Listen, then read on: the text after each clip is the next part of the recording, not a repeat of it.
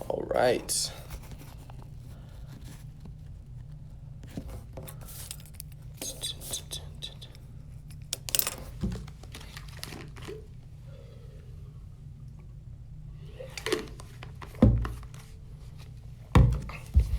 Welcome, everyone. Welcome.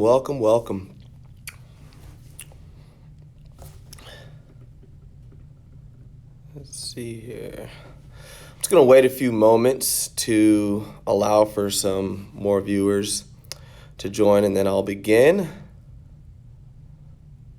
Good afternoon, good evening, everybody. Thank you for joining. Greetings from Germany. That is awesome. Greetings.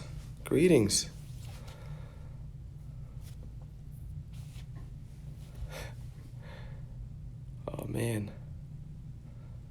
Hello, everyone. Hello.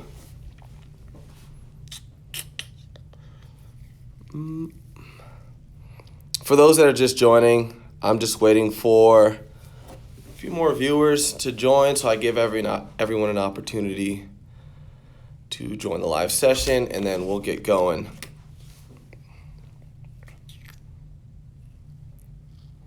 Hello, Ali PT.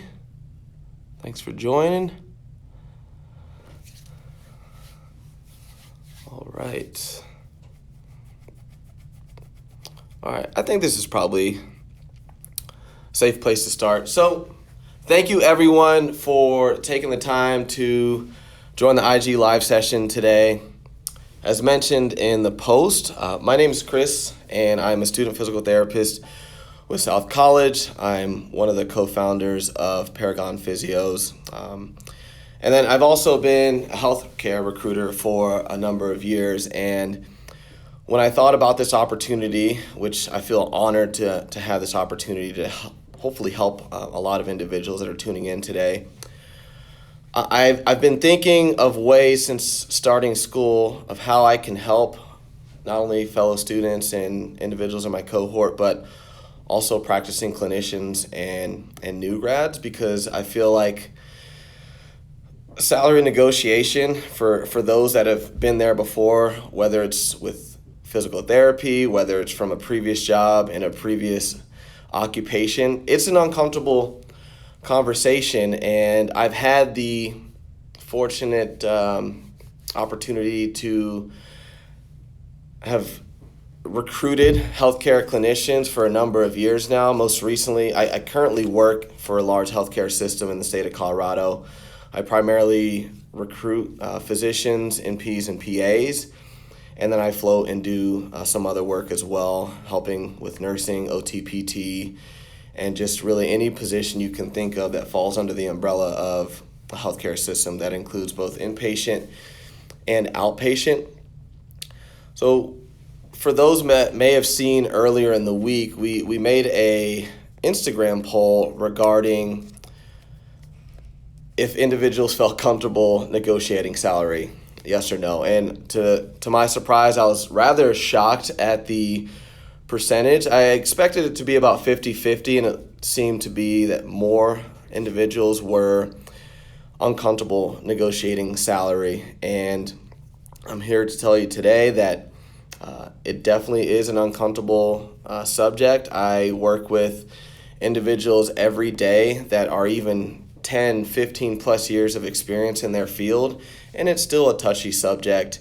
And I'm here today to tell you that it's not necessarily, there's no rocket science behind it, but I do want to highlight a few common themes that I noticed early in the week, because I think the more we kind of talk about this, it's something that most individuals are aware of. It's just, how do I approach that in a way that's effective, in a way that sells myself as a clinician, and to get buy-in from whomever the employer that you're interviewing with may be.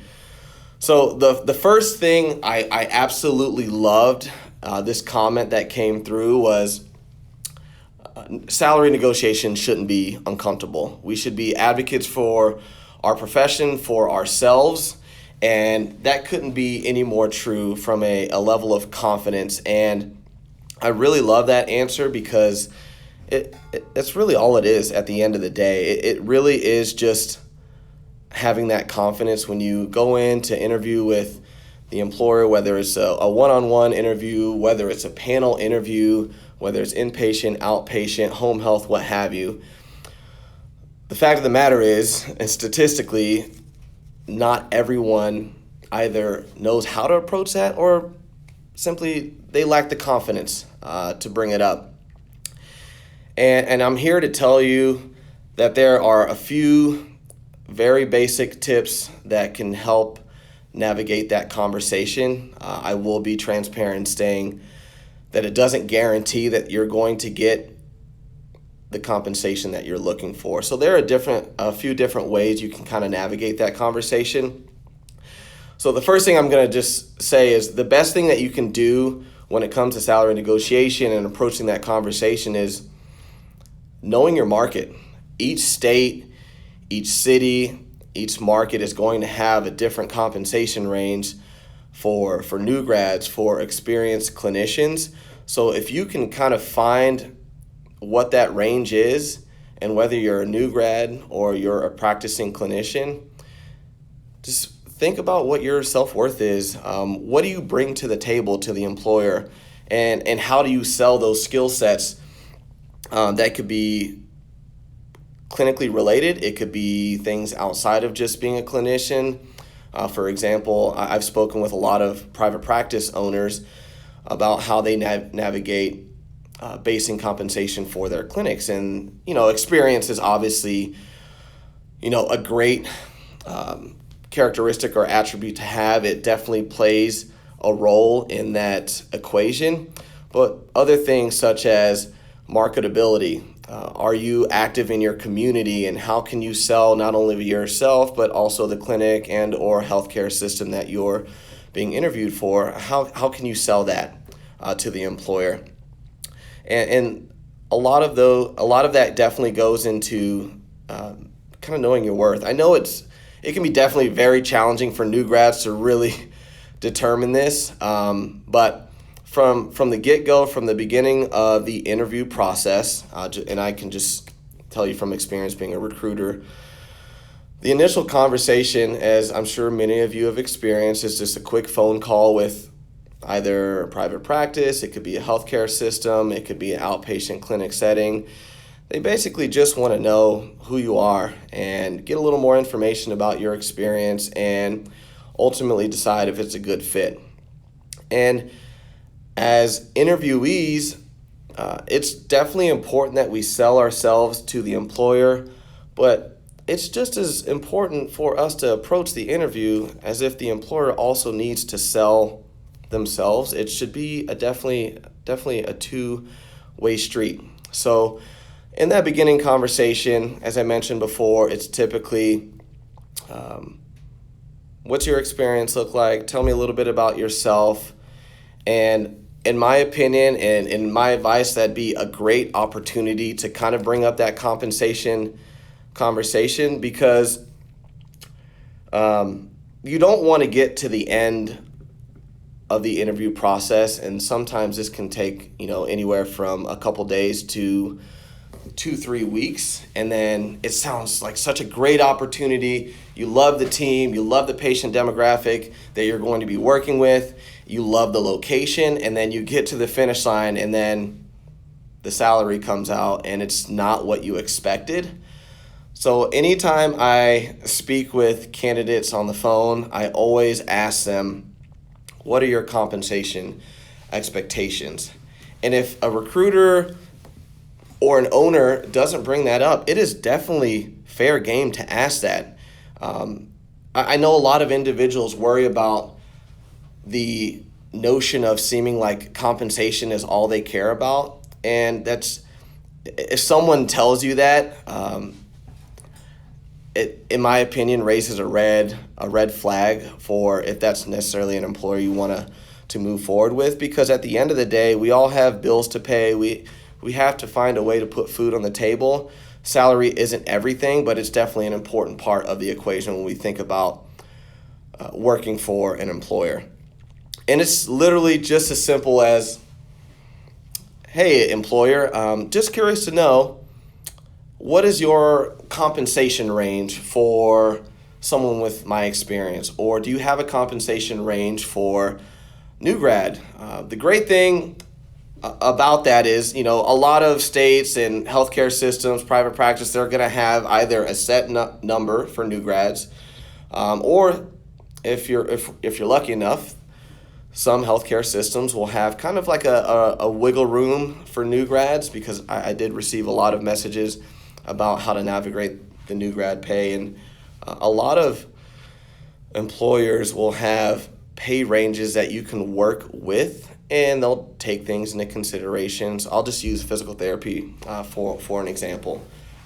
They'll take into consideration tech experience. If you were an AT prior, PTA, anything clinically related that has skill sets that are transferable to the job that you're interviewing for.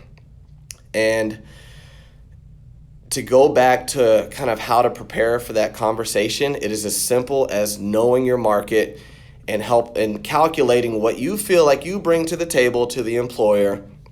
And it's really as simple as that. It definitely takes some practice. I know just from my own experience, I've been recruiting for a number of years, and my first recruiting job, I had no clue how to interview, had no clue how to negotiate salary. I think, part of it is that whole interview process is multifactorial. So it's easy, I feel like, in my experience recruiting and also being an interviewee, to kind of get sucked into some of the other perks, whether that be PTO, unlimited PTO, upfront PTO. You may get ownership options after a certain amount of years of experience. You may have 401k. There are so many ways to kind of slice up the compensation pie. And, sometimes you sacrifice salary for the sake of some of those other things, such as PTO, 401k, all those other things that are commonly included in a compensation package. Now, someone also mentioned job scarcity. One challenge is knowing your worth, but also ultimately accepting a job because there just aren't opportunities out there. And this is definitely a problem. I wish I had the perfect golden ticket answer to say, oh, well, just do this and then you'll get a higher pay. But as I mentioned, this is multifactorial. And outside of just researching what you feel comfortable with regards to a compensation range, you may have to, compensate in other areas. And what I mean by that is just, or compromise, sorry. Make a compromise in other areas and figure out what at the end of the day is most important to you, because some of you may enjoy travel and you may want to try and negotiate upfront PTO if applicable. I know a lot of larger healthcare systems don't generally do that. It's based on tenure, but it's just something you may be able to negotiate, because if you like to travel and you just would rather have more time off to do things you enjoy, that may be something you negotiate. I know sign-on bonus and relocation bonus are in most cases on the table. Relocation is really just based on if you're legitimately relocating from, it's typically a radius of anywhere from like 100 200 miles outside of the employer's main location. And you might, there are just so many variables. So you really have to, at the end of the day, determine what is most important to you. If you have an interview with a recruiter or a clinic owner and there's just not a lot of wiggle room for salary, we could talk 30 minutes at least for reasons that there's just not a lot of wiggle room for salary negotiation. That's why it's great to kind of think about those other things, such as sign-on bonuses, because in my experience, healthcare companies will be more inclined to offer a sign-on bonus if they feel like you are the right investment. If they feel like, man, we would really love to be able to offer you a higher salary, but to show that we are really invested in you, we'll offer you a sign-on bonus, and it's fair game to kind of ask that up front as well. Do you offer sign-on bonuses? Do you offer relocation bonuses for individuals that live out of state? These are all fair game questions. And another great question or a great point that was brought up was knowing if you ask too much, they'll hire a new grad that accepts low pay. And man, that is a tough one, because if you're in a market where there's just a saturation of clinicians, and I see this a lot in the city that I recruit for, particularly for advanced practice providers. The Denver metro area is a very popular place to live, and because of that, there's just always an influx of clinicians, and a lot of experienced clinicians want to have a compensation package that meets the needs not only for themselves but also for maybe their family and loved ones. But at the same time, there may be a less experienced person or a new grad that it may just make more financial sense to hire someone that's going to cost the company less.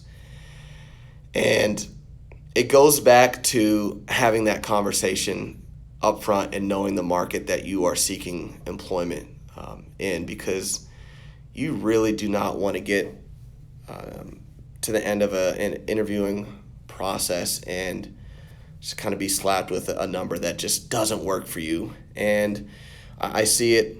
I've seen it in my experience. I made that mistake as a recruiter very early on in my career, just not bringing up compensation just because I was naive and just didn't know that that was an important pain point for a lot of people. Because my experience, if I as a recruiter don't bring it up because I had a long day and we make mistakes and I just happen to not bring it up, most people in my experience, they don't feel comfortable enough to bring it up because of a lot of reasons that individuals earlier this week mentioned. Either they lack confidence, imposter syndrome was a good one. And with regards to imposter syndrome, I know this is common with new grads, not just PT, but I've seen a lot with nursing, OT, physicians, especially. I don't want to try and get on this motivational speech train, but you guys have all gone through physical therapy school, and it's not easy. If you've made it to that point and you've graduated and you are seeking an opportunity to work somewhere, I mean, you should be damn proud of that. And really think about that when you're interviewing. Like, you have worked a lot for the last two or three years, whether or not you're in an accelerated program or traditional. You've worked really hard to get to that moment, and you should not feel like you're not worthy of a certain level of compensation. But you still need to think about kind of, there's an opportunity that you may not get what you want, and you may need to be okay with that, or maybe you just look elsewhere, or maybe you look into travel therapy if that's an option. I've done travel nurse recruitment before, and that's a great way to earn some money if you have the ability to do that. And that's definitely something you can look into as well. I know a lot of individuals will look into PRN opportunities, home health, etc. But at the end of the day, as I mentioned at the beginning of the conversation, or the beginning of this Instagram Live, is it really comes down to confidence. And you can arm yourself with all the confidence in the world by simply doing research and knowing your market. And you can use Glassdoor, I know Dr. Ben Fung has the UpDoc Media that he constantly posts in the DPT students Facebook page. I've used that myself because I'm interested in opportunities outside of the state of Colorado after school, and it's good to be armed with that knowledge and information so that way you don't get caught off guard when you're interviewing, and you also don't get taken advantage of with employers lowballing you, because that also happens as well. If a company's job is to stay in business and make a profit, so if they can pay you less to keep their doors open, they're going to do so. And I don't mean that in a negative way towards people that run their own businesses, but that's just how it is. And you just have to be mindful of that. Know your worth, do your research, and I could say this could easily be a 30-minute conversation, but that really is all there is to it. There were a lot of great points that were made in the Instagram post earlier this week regarding being uncomfortable. And don't beat yourself up if you feel like you're still uncomfortable about it, because I talk to experienced clinicians every day, and I wish this was something that was taught in programs everywhere, because it's definitely a skill and a tool that I think a lot of job seekers could definitely use. I know when my undergrad is in business, and towards the end of my undergrad, you learn a lot of interviewing skills, how to communicate effectively, how to ask the right questions, but salary negotiation was never, on the table of how do you navigate that conversation. And it really wasn't until just the years of experience in recruitment and in HR that I realized that, wow, this is an area that a lot of people could use help in. And, my goal with this is to hopefully help as many individuals as I can. We'll definitely be posting this on the page so that way individuals can access it later. You guys have my Instagram handle at CO_SPT. I've had the opportunity to help a few new grads both in Facebook and Instagram, and I'm happy to do so. It's something I love to do, and it's something I always advocate for when I'm interviewing candidates, because the question is always, if you don't ask, the answer is always no. And I think it's important that, one, that you have a recruiter that has experience and is going to go to bat for you, because at the end of the day, we as clinicians and future clinicians, for the students that are watching, it's hard. Physical therapy school is hard, and nursing school is hard, OT school is hard, med school is hard. Healthcare is not an easy field to work in, and we really do need to advocate for ourselves and advocate for our profession. And I know it's easier said than done, and I'm sure there are a lot of things I don't know about being a PT that, are some challenges, and I'd love to have an open discussion about that. If you are a practicing clinician, if you are a practice owner, or if you work in upper management for a healthcare system, I would love to partner with you and have those conversations to figure out how can we advocate for our fellow clinicians, especially our physical therapists. And because I definitely do think, from what I've learned, is we could do a better job advocating for better pay for PT, but that's another conversation for another time, and that could probably be well over an hour. So I hope this was helpful. I'll definitely hang out here for a few minutes. If anyone has any pressing questions that they want to ask, I definitely would love to help answer any questions. So let me just scroll through here, because let's see. What are great websites to do my own research? Glassdoor is a great one. You can also look up, so the state of Colorado, which I think is really cool because it helps avoid some of those sticky situations about salary negotiation when someone's asking way too much. or way too little, and I have to encourage them like, hey, I think you should probably ask for a little more. Glassdoor is a great one, but in some states they are passing laws where employers have to post their compensation ranges, which I think is really cool because you get all the information up front. You're not cut off guard, and you really have all that information out in front of you.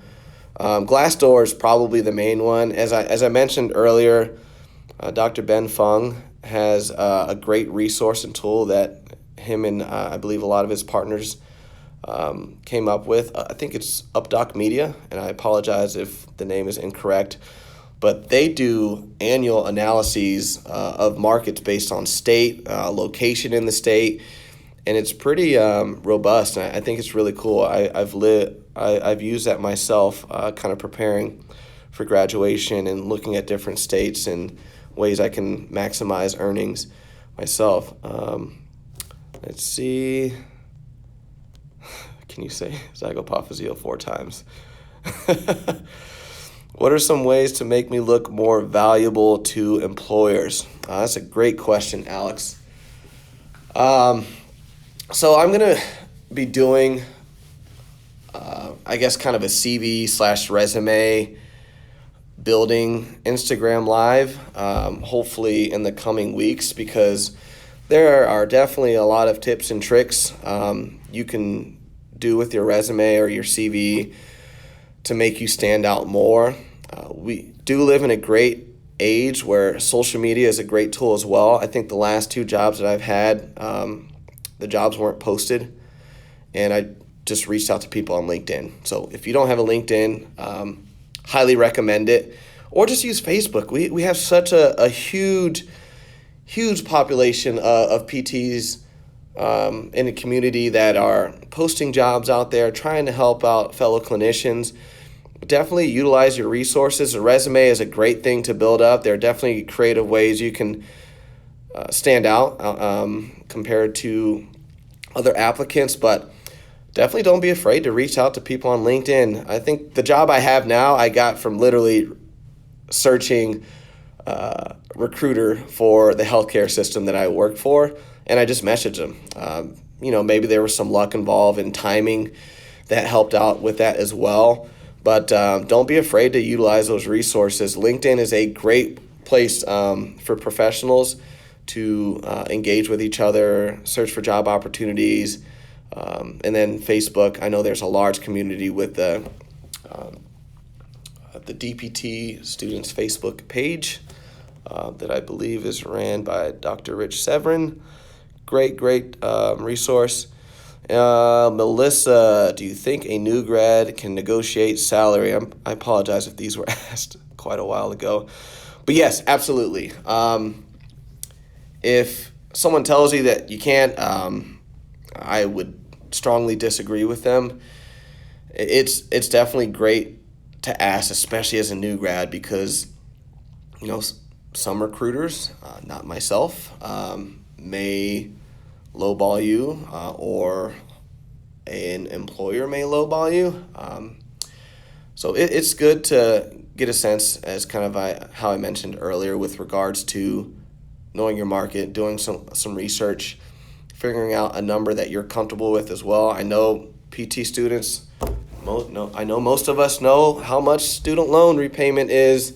It's definitely not cheap, so it's definitely something you want to consider, and something that's realistic based on,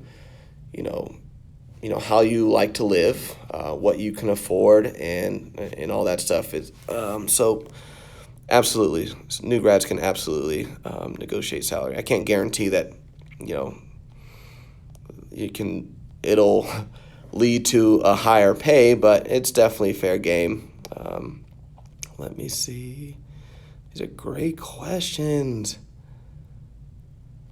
PT and CA, what you're saying is relatable.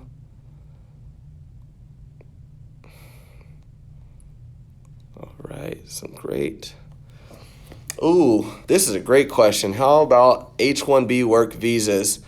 I know that is not a compensation question, but definitely ask an employer up front before you start getting down the rabbit hole of the interview process, because I get asked that a lot by particularly physicians that are practicing in other countries and they want to move to the States, and they need an H-1B work visa. Definitely ask that. That's one of those questions you can ask during the interview, particularly early on. And some companies will even have that in the application. How much do you get sign-on bonus for? That's going to vary based on the healthcare system. That's going to vary based on clinic to clinic, and it's going to vary state to state. I've seen sign-on bonuses anywhere from a couple grand up to like 15, 20 grand. And it really just depends on the need. I know a lot of rural settings that need clinicians will typically be more apt to offer sign-on bonuses, but definitely fair game to ask. Just be mindful that if you are offered a sign-on bonus, companies will have some type of repayment if you do, or some type of contractual agreement where you have to be employed with the company for 2 to 3 years. It's typically the standard, and they either will give a portion of that up front on like the first paycheck or after 30, 60, 90 days. So that way, if you do leave beforehand, you just don't get the remaining balance. So if you are offered a sign-on bonus, I would definitely ask if there's a contractual agreement for repayment. And if there is, I would definitely try and get something locked in where you're paid out based on your tenure rather than, getting it all up front and then, something happens where you have to move and then you end up having to repay a percentage of that back. Now, some companies will have something in place where I know a lot with military families that have to move just based on orders in a new city, that they can waive that agreement. So definitely ask the employer if you are offered a sign-on bonus, kind of, what that would look like. What are compensation to ask for other than sign-on bonus? PTO, 401k. CEUs. That is a great one. Licensure renewals. I don't know what licensure renewals are for PTs. I know for nursing it's every couple of years, physician, PAs, NPs. Definitely ask if licensure renewal, if they reimburse for NPI, because signing up for an NPI, I believe, is a few $100s and it can be expensive. So that's when you can kind of negotiate those things as a new grad. Even if it's just $1,000, there are so many fees that go into, being a new clinician that, in my experience, a lot of clinicians aren't aware of, like the fees that are involved with applying for a license, applying for an NPI number, and just a lot of these other fees that you may not think of, because as soon as school is done, those student loans stop coming in, and if you're not working or you haven't been working in school, it can be a little tight. So definitely ask about those.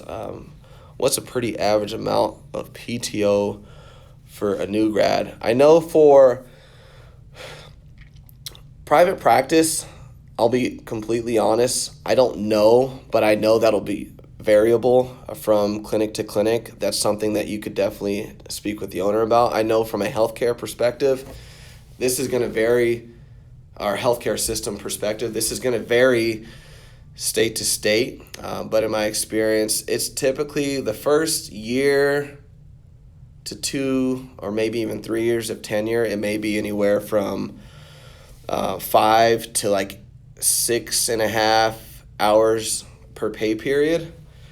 And then once they typically have these tiers where, after that, 3 to 5 or 6 years, you'll get bumped up to maybe like 7 or 8 hours per pay period. And then after like 9 or 10 plus years of experience or tenure with that employer, then it gets bumped up to 9. It may very well look different for private practice.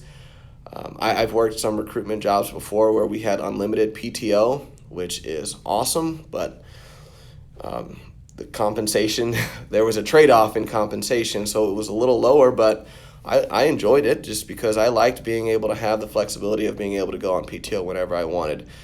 And in my experience, and someone can check me on this, if you do your job well, and your patients or your customers aren't complaining about your performance, in most cases, your manager is going to be a little more flexible with kind of when you go on PTO and stuff. But that's something you can definitely work out with the recruiter. And if the recruiter doesn't know and you're a viable candidate for the position, they should 100% ask the hiring manager for you. All right. I'm starting PT school. This is fun. I could do this for a few more hours. I'm starting PT school next year, and I'd love to hear about your journey through those years, how you've grown, what lessons you've learned. Oh, man, that is a great question.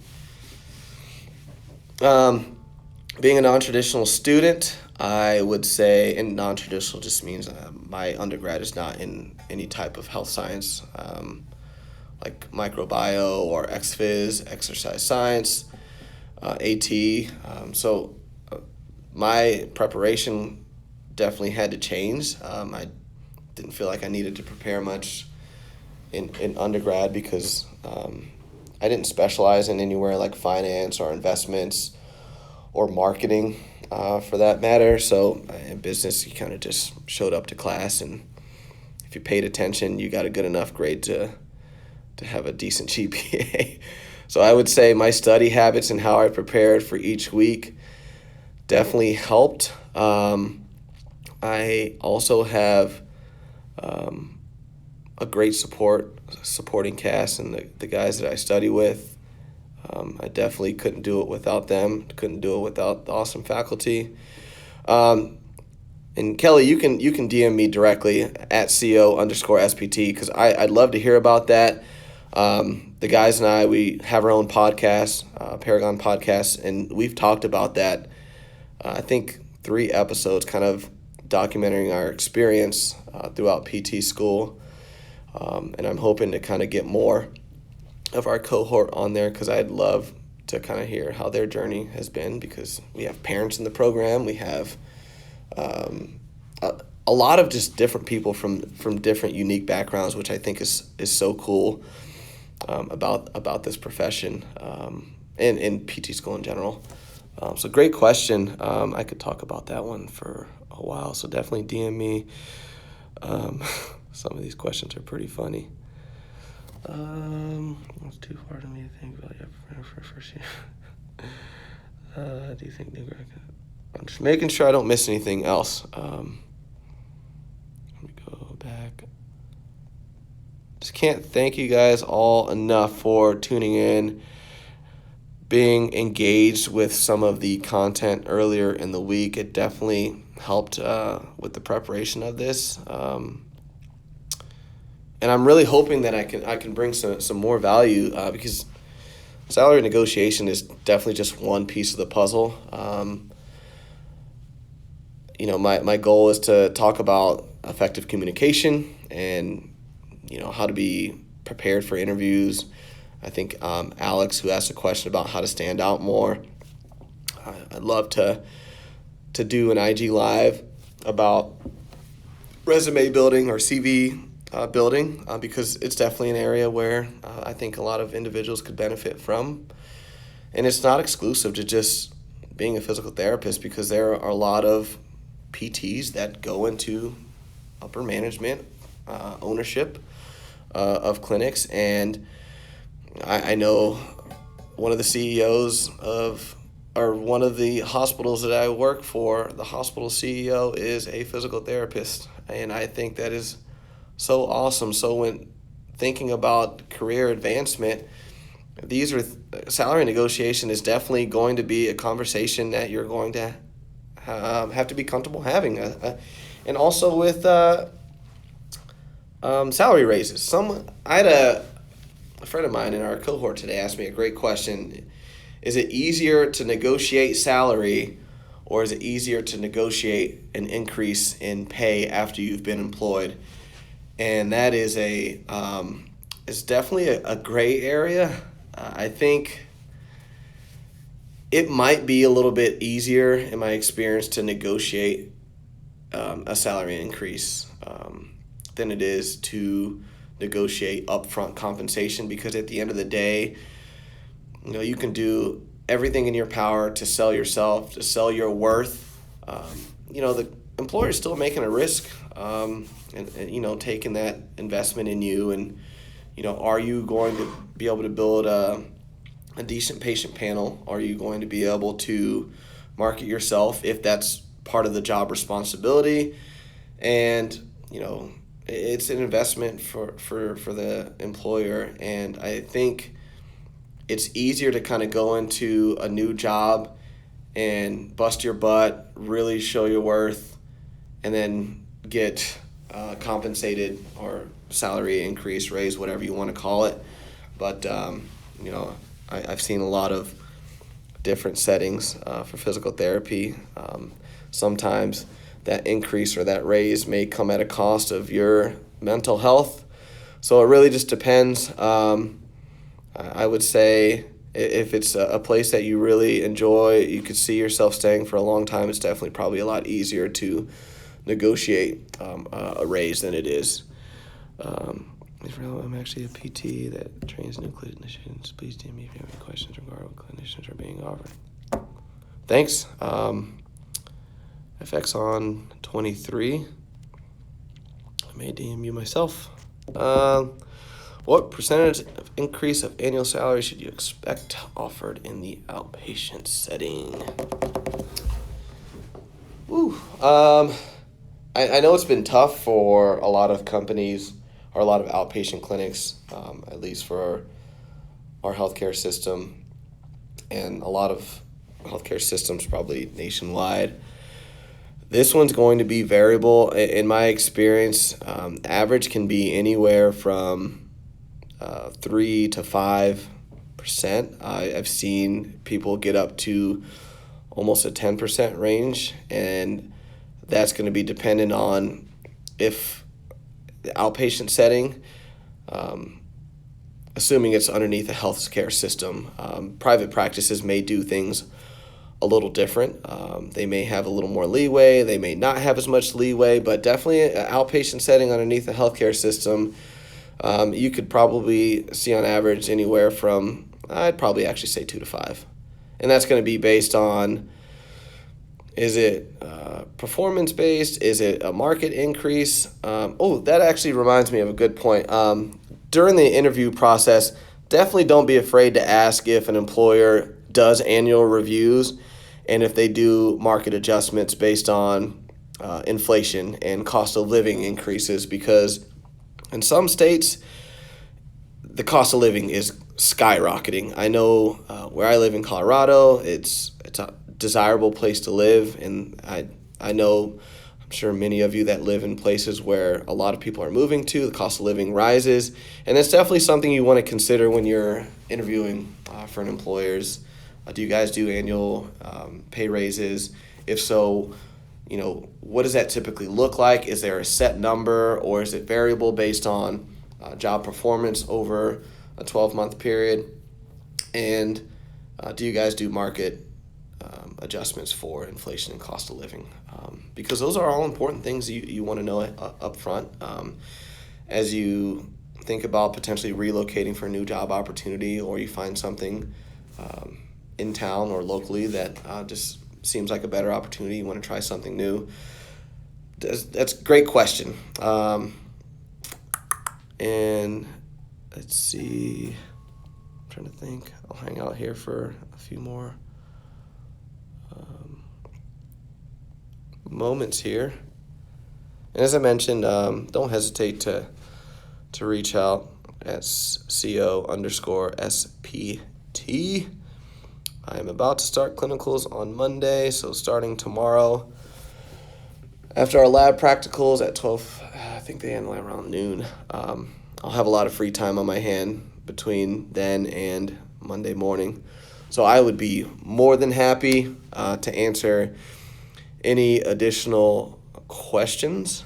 And as I mentioned, the goal here is to do some weekly live content to help answer some of these questions: salary negotiation, how to stand out in the application process, and then how to navigate communication in general.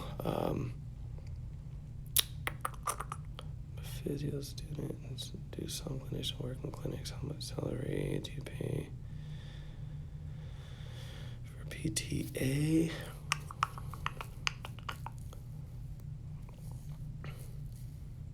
PTA salary is going to be LA Physio 98. And you do some work in clinics. How much salary do you pay for PTA? Our healthcare system, I'd have to look, but it varies. A lot of healthcare systems will have, if they are large and they span across a large area.